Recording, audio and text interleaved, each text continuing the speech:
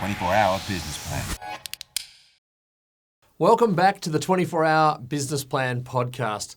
One of the things I want to talk about in this episode is something that we often discuss with our clients. They're often asking us, well, if that's our 3-year plan, will our current suite of products or services be good enough to get us to where we need to go? Is there anything we need to potentially stop selling? Because that's a really tough call. Is something not going so well, but might have a strategic importance as to why we should keep it?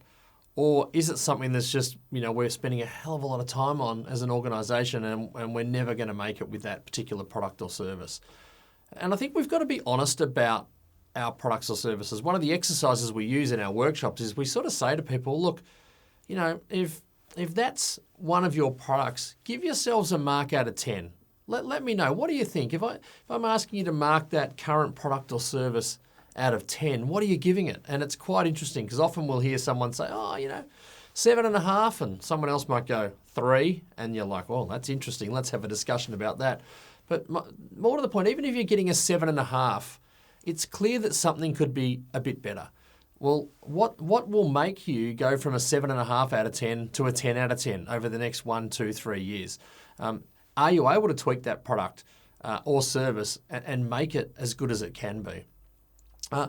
Or do we need to launch something new? Because often, it's really hard to continue to tweak something that's, sort of getting a little bit tired. What's the way of creating something new? And if you think about somebody like Apple over the years, 20 years ago, we're all very excited about they were making, our iPods smaller and smaller and smaller. I remember there was one that was like literally, only an inch by an inch. And we thought that was going to be the place to go. And then the next thing, they're bringing out iPhones. And the next thing, they're bringing out iPads. And they've obviously always had computers along the way. But they were constantly thinking about what do consumers need out there and how can we make something that meets the consumer need.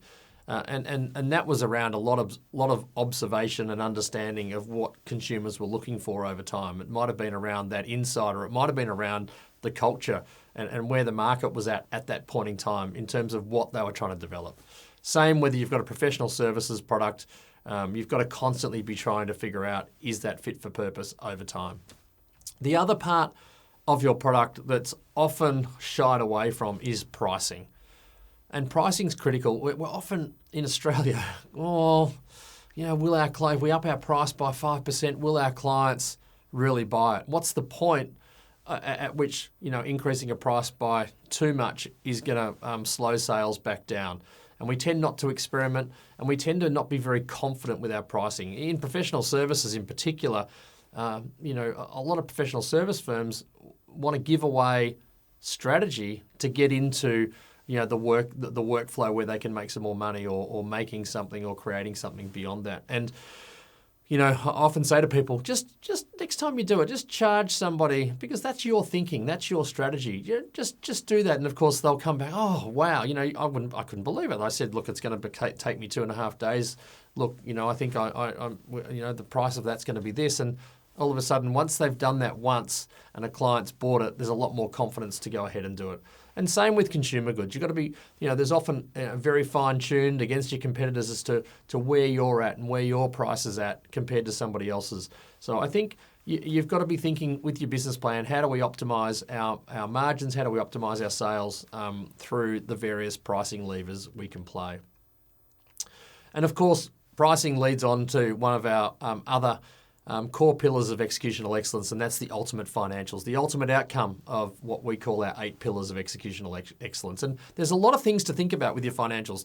People tend to just look at a profit and loss or a balance sheet, and they often might only do the profit and loss once a year, although a lot of our modern day systems and tools, whether you're using a QuickBooks or a Xero or a MYOB, you tend to be able to get a P&L out of those fairly quickly, as opposed to in the old days, you'd have to get your accountant to go and do those things or one of your finance people. But there's other key metrics beyond just profit and loss, revenue growth and margin growth as part of that. I think one of the things we often talk about is you can often simplify most businesses down to the 60-20-20 rule. And by that I mean, your gross profit, or, if you're a manufacturer, your sales less your cost of goods ends up with your gross margin. If you're professional services, you might charge a fee, but there might be some costs that from outsourcing some things that sit within that. What is that gross margin or that gross profit? And if you can get that to a point and understand, because that's really the money you've got left to play with to run your business. So once you get to that gross margin, well, okay, most businesses, the 60-20-20 rule says, well, you should spend no more than 60% of that total on people. You really shouldn't spend any more than about 20% on overheads. And if you do that, then guess what? You end up with a 20% profit margin at the end of it. Now, professional services firms, it's really easy to do that, but many people don't understand some of these basic metrics as you work through what they're doing. So that's a big one to think about. The other couple of things we talk about is obviously cash flow is critical to any organisation. Is there a way of just pulling back over the next 12 months those debtor days by a couple of days, or unlocking, increasing our creditor days by a couple? Because all of a sudden you do a couple of days here and a couple of days there, and you unlock 5, 6, or 7 days of additional cash flow to run your business. And that might be really important if you've got, you're buying some major stock coming up, or there might be, a big overhead, a once-off overhead like, a website rebuild or something like that you just might need to unlock a little bit more cash from. Other times you might need to go outside and have a look at those capital requirements. Do you need to go and loan some money, and what's the best way to do that? So all of these are discussions you might need to have as part of those financials, as well as, of course, whether you want to set your business up for sale one day, or whether you want to merge with somebody else, or whether you want to buy another small firm. So there's so many things to think about when you're looking at those ultimate financials within your business plan. Thanks for listening to another episode of the 24-Hour Business Plan Podcast. 24-Hour Business Plan.